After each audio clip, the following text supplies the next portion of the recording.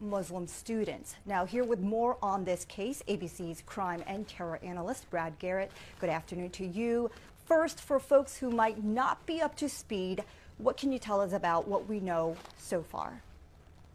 Well, the local media are reporting that all of the three victims and the suspect live or stay in the same apartment complex.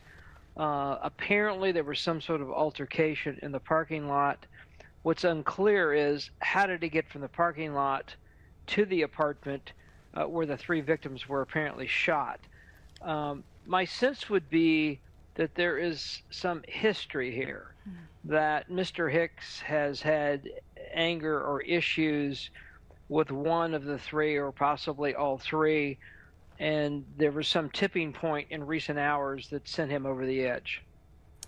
We are hearing that as far as a motive is concerned, that perhaps this might be over a parking space or an ongoing neighbor dispute. As far as you know, at this early juncture, what are you hearing about a possible motive? Well, clearly the many people will go to, well, was this some sort of religious intolerance shooting? Might be. There's been nothing to support that.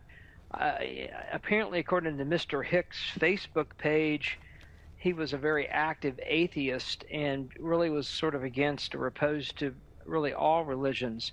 He apparently made some comment online in reference to the Muslim faith, that quote unquote they started this, and if they hadn't started it, we wouldn't have to get involved. Or I'm paraphrasing, of course. So, what does that suggest? It's really hard to assess. It's clearly not against the law to make that statement.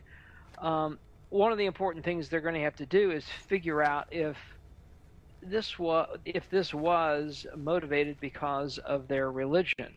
Now that goes into the hate crime area, but it's really too early to sort of put a pin on that at this point.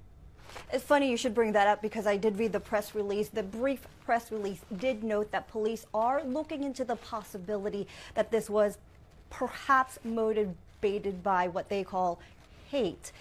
As far as what you know, I know we don't know much at this point. You mentioned it.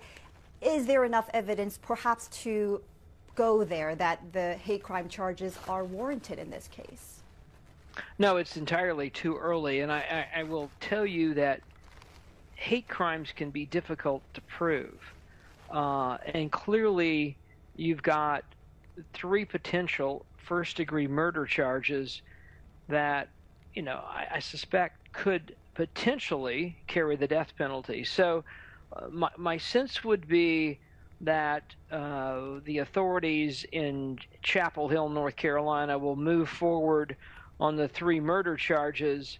And, the feds will certainly come in with them and behind them to look at the potential of a hate crime. So conceivably he could be charged with that, but my sense would be this is going to be much easier to pursue a murder.